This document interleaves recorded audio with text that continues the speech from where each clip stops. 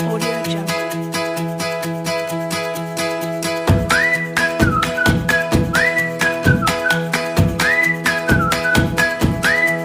Audio Jungle.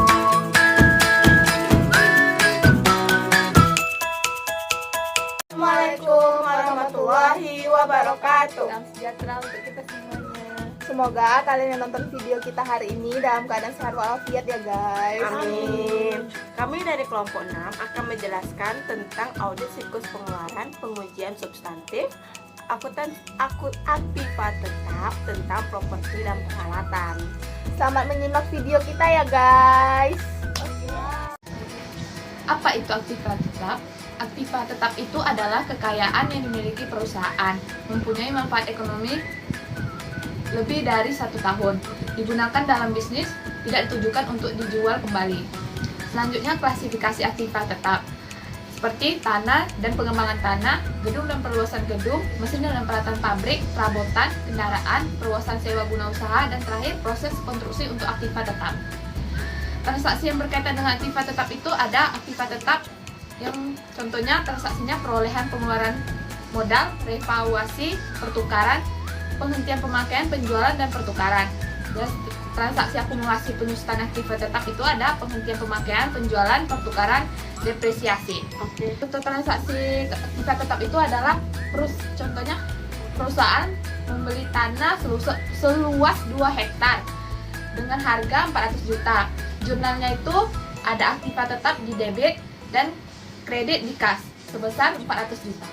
Oke, perbedaan karakteristik antara aktiva tetap dengan aktiva lancar yaitu yang pertama, aktiva tetap ini mempunyai saldo yang besar di dalam neraca.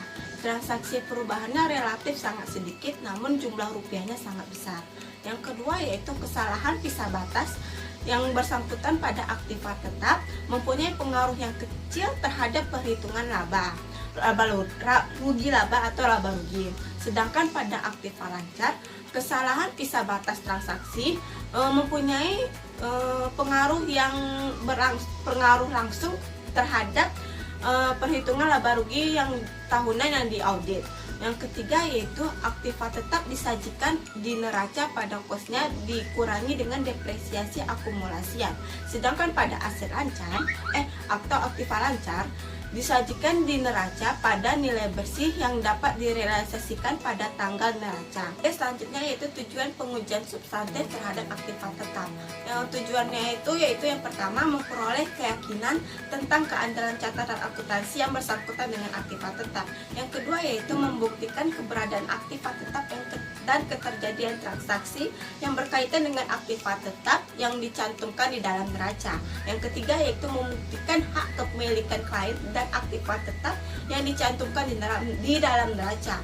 Yang keempat yaitu membuktikan kewajaran penilaian aktiva tetap yang dicantumkan di dalam neraca. Yang kelima yaitu membuktikan kewajaran penyajian dan pengungkapan aktiva tetap di dalam neraca. Selanjutnya yaitu prosedur audit awal. Auditor melakukan 6 prosedur audit awal untuk melakukan rekonsiliasi informasi aktiva tetap di neraca dengan catatan akuntansi yang bersangkutan. Yang pertama yaitu usut saldo aktiva tetap yang tercantum di neraca ke saldo akun aktiva tetap yang bersangkutan di dalam buku besar. Untuk memperoleh keyakinan bahwa saldo aktiva tetap yang tercantum di neraca didukung dengan catatan akuntansi yang dipercaya kebenaran mekanisme pencatatannya. Maka saldo aktiva tetap yang dicantumkan di neraca diusut ke buku besar. Yang kedua yaitu hitung kembali saldo akun aktiva tetap dan depresiasi akumulasi yang bersangkutan di buku besar. Yang ketiga itu usut saldo awal akun aktiva tetap dan depresiasi akumulasi yang bersangkutan ke kertas kerja tahun sebelumnya.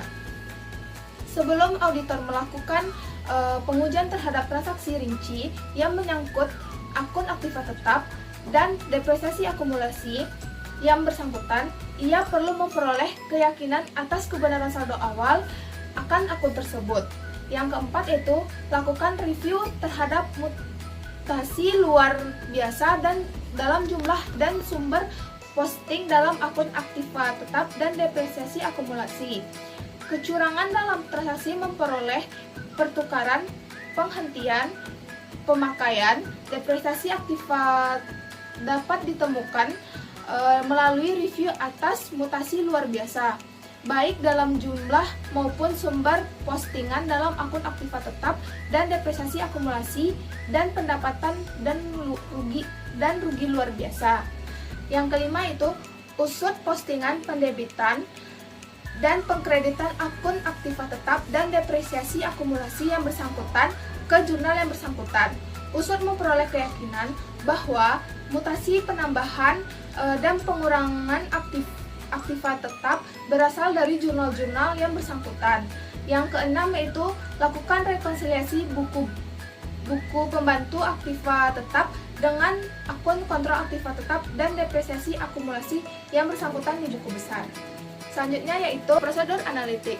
Rasio yang sering digunakan oleh auditor dalam pengujian analitik terhadap aktiva tetap ada 4. Yang pertama yaitu tingkat perputaran aktiva tetap dengan formula hasil penjualan bersih dibagi dengan rata saldo aktiva tetap. Yang kedua yaitu rasio laba bersih dengan aktiva tetap dengan formula hasil penjualan bersih dibagi rata saldo aktiva tetap. Yang ketiga itu rasio aktiva tetap dengan modal saham dengan formula yaitu aktiva tetap dibagi dengan modal saham. Yang keempat yaitu rasio biaya reparasi dan pemeliharaan dengan aktiva tetap dengan formula biaya reparasi dan pemeliharaan dibagi dengan hasil penjualan bersih.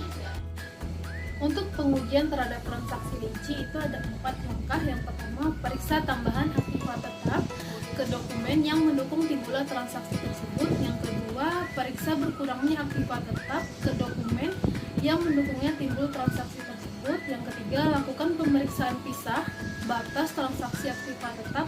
Dan yang terakhir, lakukan review terhadap akun biaya, reparasi, dan pemeliharaan aktiva tetap. Nah, untuk pengujian terhadap saldo akurensi itu ada 3. Yang pertama, lakukan inspeksi terhadap aktiva tetap. Yang kedua, periksa hak kepemilikan aktiva tetap dalam kontrak. Yang ketiga, lakukan review terhadap perhitungan depresiasi aktiva tetap. Klarifikasi dan pengungkapan itu ada 2. Yang pertama, periksa klarifikasi aktiva tetap di dalam neraca. Aktiva tetap harus disajikan di dalam neraca dalam kelompok aktiva tetap lancar pada kosnya dikurangi dengan depresiasi, akumulasi atau depresi. Lalu auditor melakukan pemeriksaan terhadap klarifikasi aktiva tetap di dalam neraca berdasarkan prinsip akuntansi berterima umum dalam penyajian aktiva tetap di neraca. Yang kedua itu periksa pengungkapan yang bersangkutan dengan aktiva tetap. Nah, menurut prinsip akuntansi berterima umum dalam penyajian aktiva tetap di neraca, klien berkewajiban mencantumkan pengungkapan yang memadai mengenai metode depresiasi atau depresi yang dipakainya. Lalu aktiva tetap yang dijaminkan atau digadaikan dalam penarikan hutang dan aktiva tetap yang telah habis didepresiasi namun masih digunakan dalam kegiatan perusahaan. Jelaskan kesimpulan yang saya dapat pada kelompok saya. Yang pertama yaitu aktiva tetap memiliki karakteristik yang berbeda dengan aktiva lancar yang berdampak pada pengujian substantif terhadap aktiva tetap. Pengujian substantif terhadap aktiva tetap ditujukan untuk memperoleh keyakinan tentang keandalan catatan akuntansi bersangkutan dengan aktiva tetap. Dengan aktiva tetap yang dicantumkan di neraca membuktikan kewajaran penilaian aktiva tetap yang dicantumkan di neraca dan membuktikan kewajaran penyajian dan pengungkapan di aktiva tetap di neraca. Oke, sekian dari video penjelasan kami tentang aktiva tetap, yaitu properti dan peralatan. Sekian, terima kasih. Assalamualaikum warahmatullahi wabarakatuh. Audio Jungle.